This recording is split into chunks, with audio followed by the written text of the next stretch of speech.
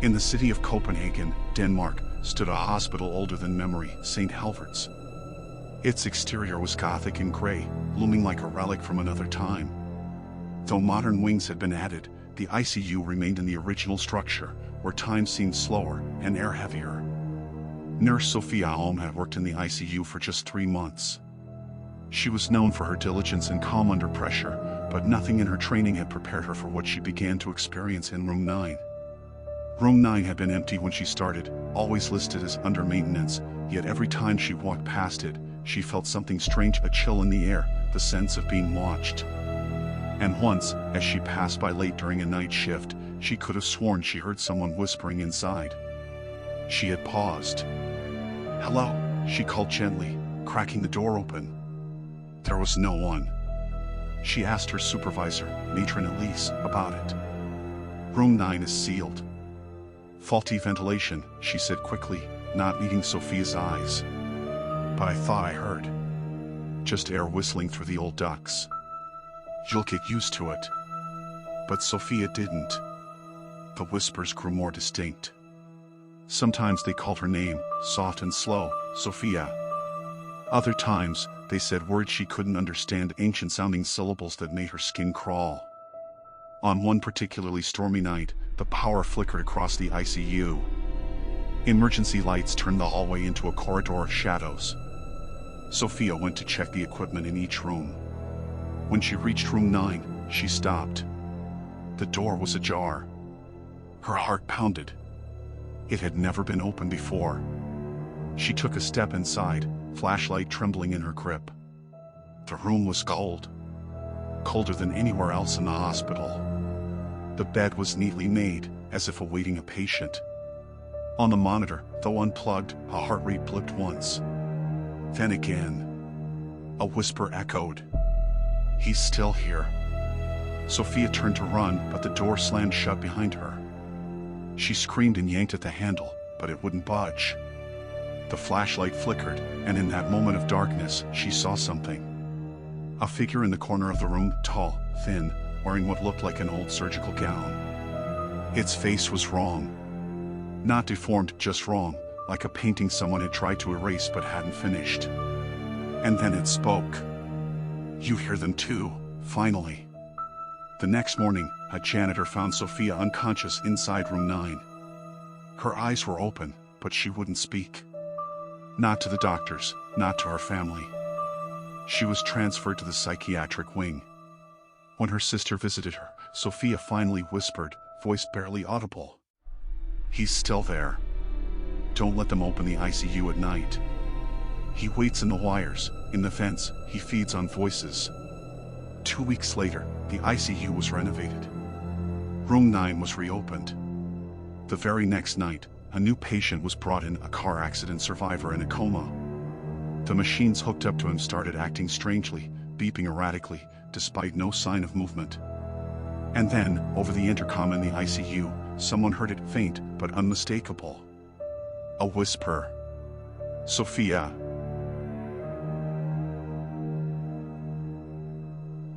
When Clara and Amir inherited the old house on the outskirts of Ljubljana, they thought they found their dream retreat, ivy-clad stone walls, creaking wooden floors, and a view of misty hills rolling into the horizon.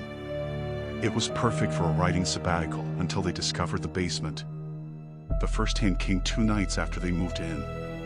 Clara, an American novelist, was poring over local legends when Amir, an engineer from Cairo, shouted from downstairs. "Clara, you need to come see this." She hurried down the narrow stairs to find him crouched by a faint trail of a dark, viscous substance snaking across the concrete floor. Under the dim light bulb, it glimmered like spilled oil. "Looks like motor oil," Amir said. He reached out with a stick and the liquid recoiled, pulling back into a small pulsing puddle that throbbed as if alive. They left the basement door bolted that night, hearts pounding, minds racing. By dawn, Clara's curiosity overcame her dread. She grabbed her flashlight and descended alone. The air was stale, heavy with mildew. The flashlight beam danced over wooden crates, dusty wine bottles, and, at the back, the same puddle, only now it had moved. The slick line traced a deliberate path toward a bricked-up corner. She pressed her ear to the wall. At first nothing, then faint wet sloshing, like water dripping into water. She tapped the bricks. Something inside tapped back, slower, deliberate, as if responding to Morse code. Terrified, she stumbled back. But the trail beckoned, it turned the corner, curled beneath a broken pipe, and vanished under a loose stone. That evening, Amir found Clara hunched in the kitchen, trembling. He insisted they hire a local handyman to remove the bricks and inspect. 2 days later, Ziga arrived, a hulking man with grease-stained overalls and a cigarette dangling from his lips. He pried away the bricks with ease. Behind them lay a narrow alcove, inches deep. The same black fluid pooled at its center, edges quivering. It dripped from a pipe in the far back, an old lead conduit with a jagged rip. Probably seepage from old fuel tanks, Ziga muttered. He crouched and scooped some in a jar. I'll take this to the workshop, test for contaminants. He replaced the bricks and sealed the gap with fresh mortar. The couple thanked him and, that night, went to bed exhausted. In the middle of the night, Clara awoke to a distant drip. She tiptoed toward the basement door. The bolt was rusted clean through, flung open as though by an unseen force. With a racing heart, she descended the stairs. This time, the basement was wetter. The flashlight revealed dozens of trails, like ink spilled and dragged in every direction. They snaked between storage boxes, threaded around support columns, even climbed halfway up the far wall before curving back down. The air smelled of iron and decay. As she moved, the fluid shifted, tendrils reaching toward her feet. She leapt back, tripping over a crate and landing hard. Pain shot through her ankle as she rolled to the bottom of the stairs. Her flashlight clattered away into darkness. Panic rising, she tried calling for Amir, no answer. She fumbled for her phone, the screen illuminated just long enough to show the battery at 1% before dying. The cellar flooded with a wet, sucking sound. At 2:47 a.m., Amir was jolted awake by his phone ringing on the charger. It was Ziga. Listen, the handyman whispered urgently, that sample, there's no oil in it. It's biological. Blood, mostly human, mixed with something I can't identify. And there's movement under the microscope, cells dividing. Clara and Amir, that house, it's feeding. Amir's blood ran cold.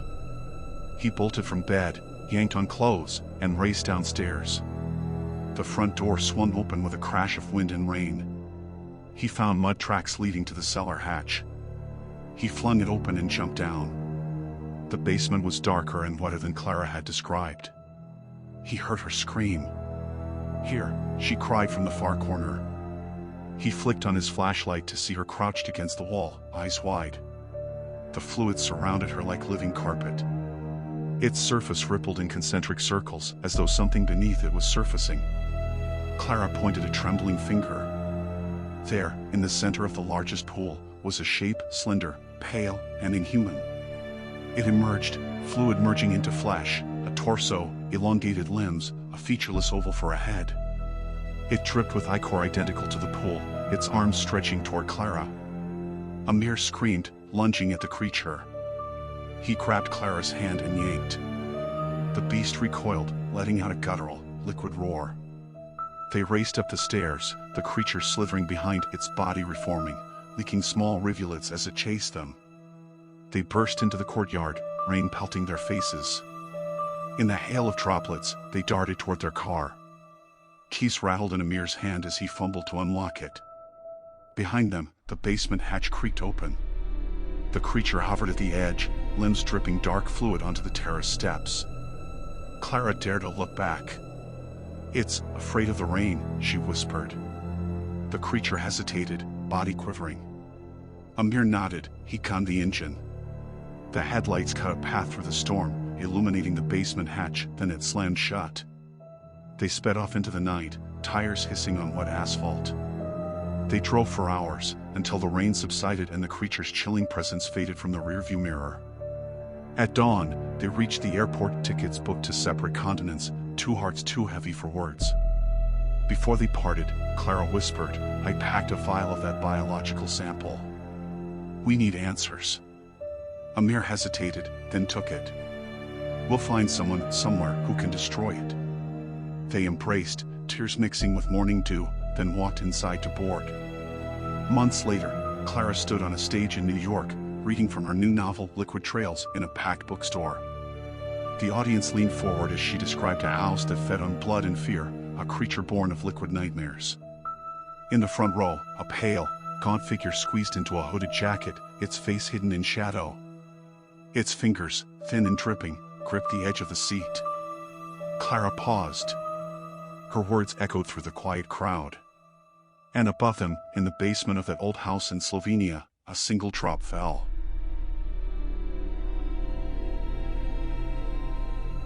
In the flickering sodium light of the hospital corridor, Dr. Elena Ferris paused before the heavy steel-reinforced door marked Operating Room 7. Her heart pounded like a funeral drum in her ears, though she had walked through these halls countless times. Tonight was different. Tonight, the silence felt malevolent, as though the very walls watched her with predatory patience. She thought of her 2 foreign exchange medical students shadowing her, Mark from France, tall and lean with inquisitive dark eyes, and Ayumi from Japan, petite and precise, her calm demeanor a bulwark against the strangeness around them. Both had begged to observe this late-night emergency surgery. Elena had acquiesced, determined to show them the highest stakes of her calling. But now, as the cold snap of fear crazed her spine, she wondered if she'd been reckless. The door to OR7 stood slightly ajar. A pale strip of light spilled onto the corridor floor, illuminating a shifting, inky shape. Elena's breath caught. The shadow was too high on the doorframe, almost human in height, but its edges were indistinct, as if it wavered between solidity and mist. "Doctor," Ayumi whispered, voice taut. "Is someone inside?"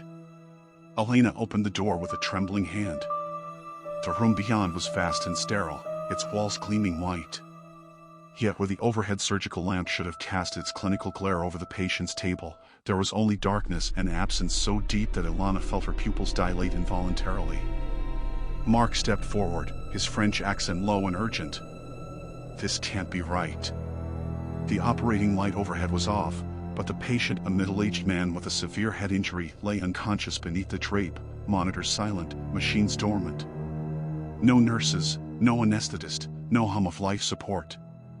Only the shadow that clung to the far wall, dark tendrils spreading like ink in water.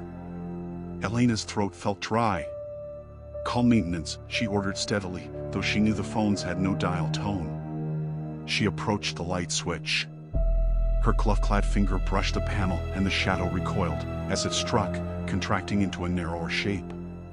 It retreated into the corner opposite her, then spilled across the door's sidelights, pooling on the floor. She flicked the switch.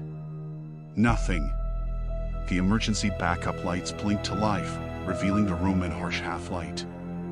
Along the walls, every radio and monitor was dark, wires severed, screens cracked as though someone had hammered them from inside.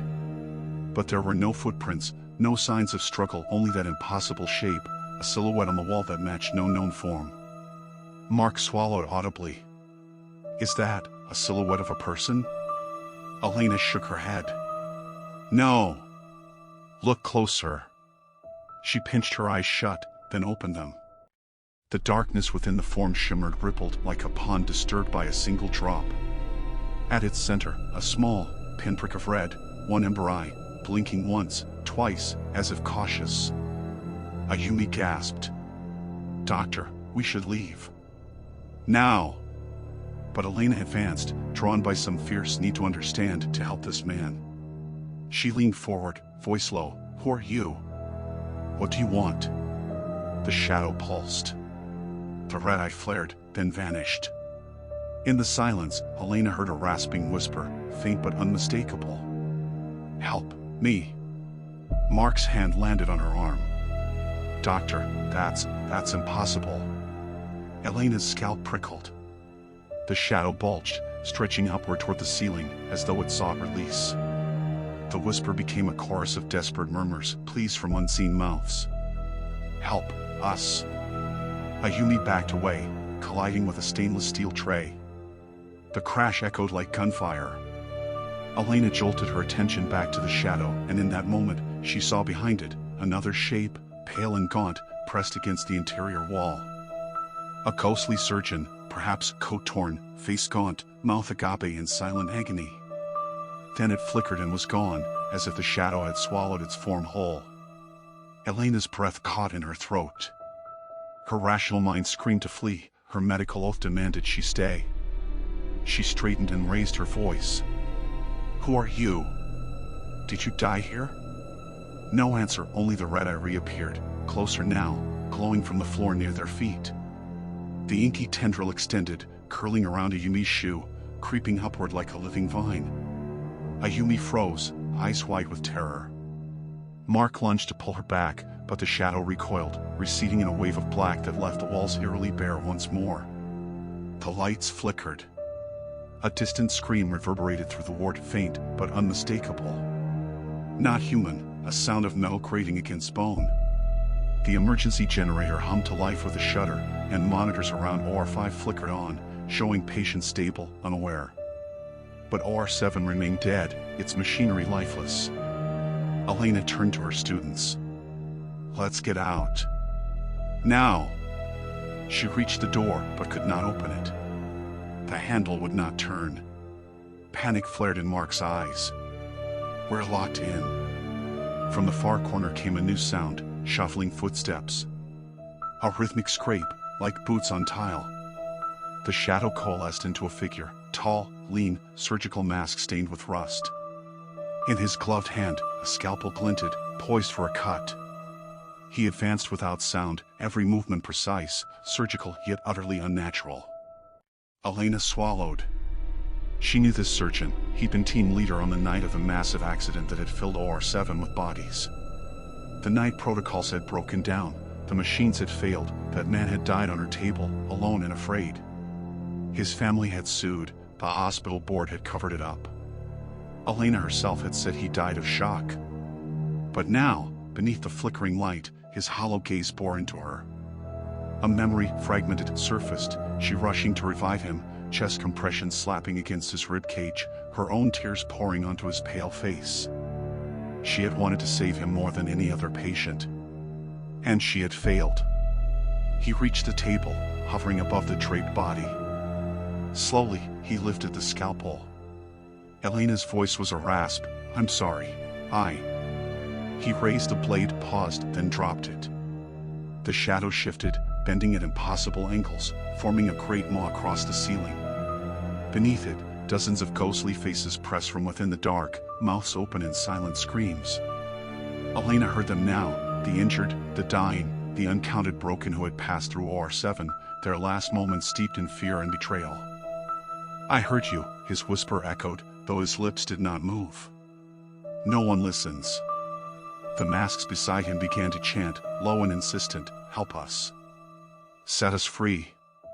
Elena sank to her knees. I will. I'll make it right." Mark and Ayumi stared, breathless, as the darkness above convulsed. The ghostly surgeon extended a pale hand. Elena placed her trembling fingers in his. A shock cold as death swept through her. She saw his life flash before her, the accident victims, the failing ventilator, the isolation of the morgue drawer where his body lay for hours before dawn. And then, their faces one by one looking to her for justice. She drew in a steadying breath. "I vow to tell your story," she said, voice firm. "I'll expose the truth of what happened here. You will not be forgotten." The chanting faltered, the red eye winked out. The faces on the ceiling dissolved into motes of light that drifted toward the lamp, melting into its glow. The door clicked. Elena let go of the handle, it swung inward. Murmurs and footsteps returned to the corridor as the emergency generator roared back to normal. Mark and Ayumi helped Elena to her feet, eyes shining with awe and fear.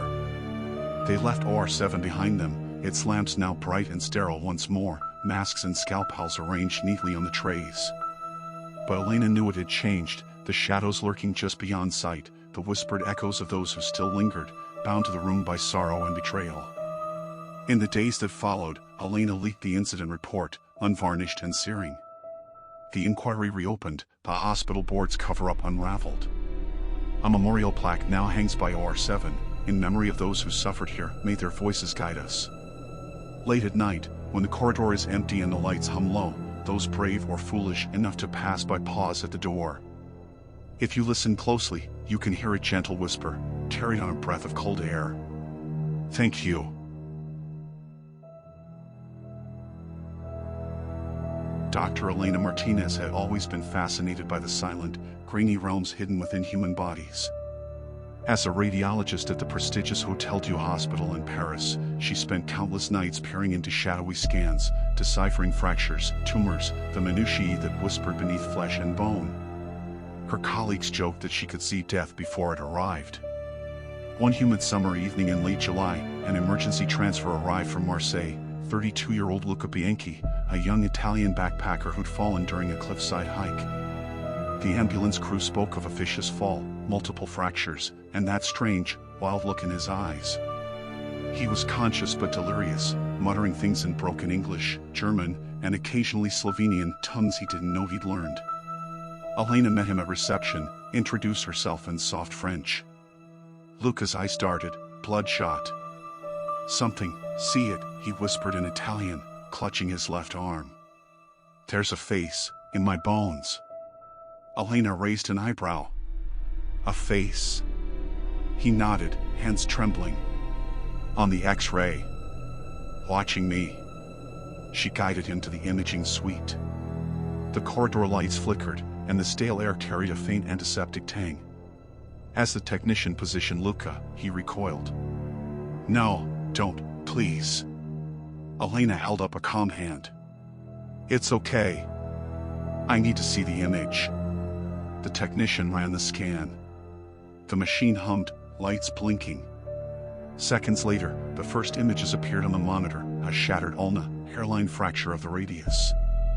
But behind the bones, etched by shadows and noise, was a vague outline, two hollow eye sockets, an elongated maw, like a face trying to scream. The radiograph static played tricks, but the impression was unmistakable. Elena's heart thudded. Radiology taught her to trust the scans, but never like this. The face seemed pressed against the inside of his arm, desperate to break free. Luca wailed. You see it? See it? She crouched, voice low.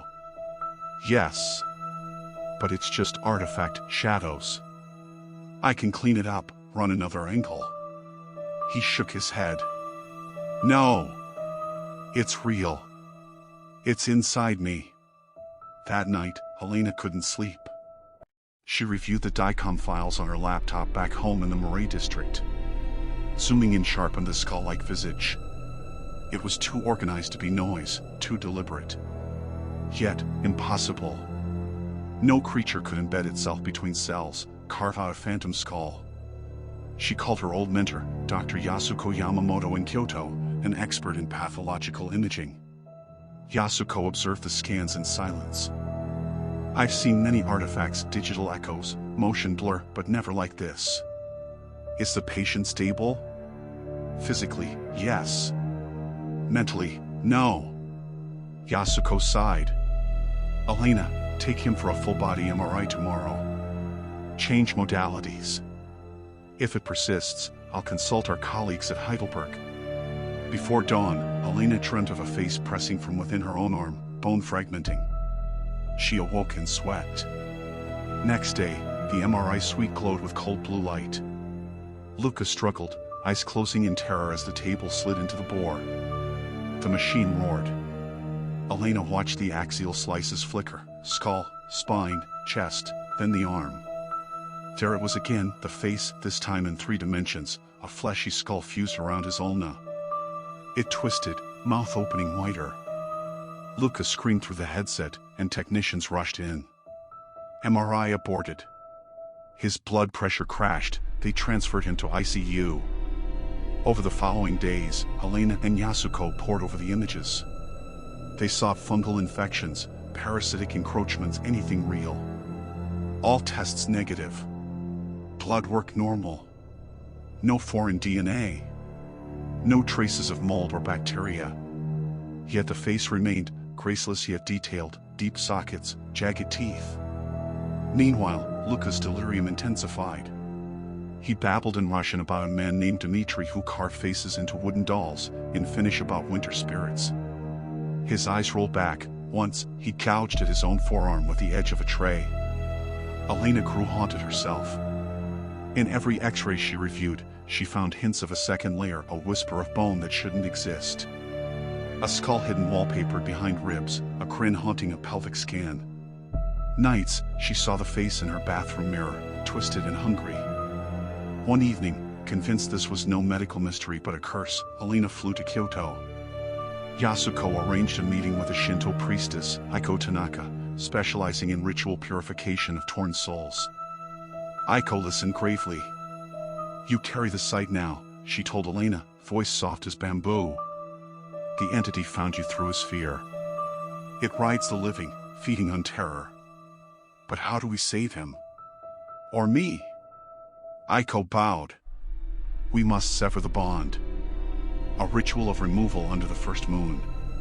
Back in Paris, on August 1st, new moon, the hospital's chapel was empty except for a single candle. Luca lay unconscious on a makeshift altar. Elena, Yasuko, and Aiko formed a circle, hands joined, chanting in Latin, Japanese, and ancient Sanskrit. The candle flame danced, shadows writhed on the walls. Suddenly, the MRI scan flickered on a nearby monitor, though unplugged. The face appeared, distorting, eyes blazing with darkness. Luca convulsed, his arm bone creaked. A low rumble echoed through the chapel. Aiko advanced, sprinkling blessed salt in a circle around Luca. She plunged a ceremonial knife, not into flesh, but onto the tray, tracing a rune above his arm. The face on the screen snarled, as if in pain. The room chilled, the candle sputtered. Elena felt something rip from within her own arm, an electric pain, and then nothing. The monitor went black. Luca lay still, breathing softly. They waited. Dawn's gray light crept through stained glass. Aiko declared it done, the entity banished. Yasuko reviewed a fresh x-ray. The bones were plain, no skull, no face. Elena exhaled, relief and exhaustion mingling. But that night, at home, her phone buzzed. She hesitated, then opened an email. Attached, a JPEG from Marseille's ER. The subject line read, "Emergency transfer, patient X." She clicked. Her blood ran cold. The image was a chest x-ray, between the ribs, a faint outline, a face smiling. Elena dropped the phone. In the mirror behind her, she caught her own reflection, eyes wide, shadowed. And there, pressed against the glass from inside, were two hollow sockets and a jagged grin. Hospital corridors hold a scent all their own, a sterile sweetness undercut by something faintly metallic. By the time Elena Reyes began her night shift on the oncology ward of St. Gideon's Hospital, that scent clung to her like a second skin. She'd been a nurse for 8 years, enough time to become numb to the ceaseless beeping monitors, the wheeze of ventilators, even the low moans drifting through room doors at dawn. But on this storm-lashed evening, something was different. Shortly after midnight, a gurney arrived with a single occupant, a young man whose pale face was pinched with pain. He introduced himself as Paul Devlin, a volunteer firefighter who'd been injured in a blaze that claimed half his company. He carried no ID, only a blood-stained phone locked by a passcode he refused to share. Elena's instincts clicked, he'd likely been rescued far from any station records. She marshaled her calm, scanned his vitals, then locked eyes with him. They lingered too long. His gaze was glassy, haunted, like he'd seen something no one should ever see. "Is there someone I can call?" she asked softly. He shook his head. No one left. Over the next few hours, Elena tended to Paul between rounds of other patients. She noticed odd flickers at the edges of her vision, a fleeting silhouette slipping behind the curtain, a soft footstep echoing in the hallway where the night aide should have been stationed. Whenever she glanced at the security monitors, they showed only empty stretches of hallway. At 3:17 a.m., Paul sat up in bed, eyes fixed on the wall. Elena rushed over. He turned, lips parted as though to speak, but only a rasp emerged. Then his fingers shot toward the door. "Room 212, he whispered. "The nurse, she's..." A scream erupted down the corridor. Elena dropped her stethoscope and dashed toward the sound, leaving Paul trembling beneath the fluorescent glare. Room 212 lay at the far end of the ward, past a cluster of supply closets. The door swung open, its paint scuffed. Inside, bed sheets lay strewn on the floor, and the patient, a frail old woman, stared wide-eyed at the ceiling. But there was no sign of Nurse Harper, who'd been assigned there. "Elena, thank God," the woman croaked. She said she'd be right back. Then the door closed. But she never returned. Elena's radio crackled, "All clear on 212. No sign of Nurse Harper." She swallowed. "I'm going back to check on Paul." By 4:02 a.m., the storm peaked. Rain hammered the windows like tiny fists. In the nurse's station, Elena saw her phone blinking, a message from an unknown number. "I'm sorry it ended like this. I tried to save you all. Tell them what I saw." No signature. She froze. Who had sent it? The message was timestamped 3 hours ago, before Paul ever arrived. Her radio buzzed urgently. "Code blue, room 214. She sprinted down the hall. Room 214's door stood ajar. Inside, the patient lay limp, face ashen. Machines wailed. Elena raced in, pressed her hands to the man's chest, and froze. Written in smeared blood across the whiteboard beside the bed were words, "They come at midnight." Heart pounding, Elena hurled herself into action, calling for help. As the crash cart arrived, she realized with a shock that the message had been there before the man went into arrest. But who'd written it, and how? Later, she stood alone by the window, watching lightning crack the sky. She dialed Paul's extension. The line clicked. "Paul?" Static, then his voice, low, trembling. "Elena, I can't see them, but I hear them." They were moving down the corridor, soft, shuffling footsteps. More than one pair. "Elena, don't turn around." She did. A nurse's silhouette formed in the shadows, a figure in crisp white, cap perched on pale hair. But the shape flickered, as if behind rippling water. Elena flicked on her torch. The figure vanished. Elena's breath caught. She typed a hasty note on the computer, "Missing nurse. Possible intruder. Witness says hears footsteps." But the system crashed, screen flickering to black. Alone in the dark, Elena followed the sound of Paul's voice down the corridor. Her torch illuminated pale footprints that led into room 212. The door stood slightly ajar. She pushed it open. Inside, Paul clutched the walls, eyes wild. Dust motes danced in the torch beam. "It's her," he whispered. "Nurse Harper, she's here." Then the door slammed. The torch snuffed out. Elena's scream was cut short. Moments later, lights blazed back. Colleagues flooded in, no time to question the fresh scorch marks on the bed frame, no time to notice the handprint, faint but unmistakable, smeared in ash on the wall. But they found the computer screen open to a draft email, auto-saved. "To whom it may concern. I kept the logs, as you requested. They're real. He came through the fire, flames that should have consumed him, and brought something back. The patients hear the whispers. I saw Nurse Harper take a message. I don't know how long I can hold this war together before he comes back. But you must warn them, they'll come at midnight. Nurse L. Harper." Below it lay a signature block, "L. Harper, RN, discharged July 19, 1974. Elena's hand hovered over send. Then she remembered, Harper had died in that fire 20 years ago to the day. Late that night, as the old clocks in the foyer chimed 12, a new stat sheet appeared on the ward monitor beside Paul's bed. His chart read, "Patient deceased. Cause, unknown." But there was no corresponding death here. On the nurse's station desk, a fresh note lay waiting. "Next shift, be prepared. She's coming." No name signed.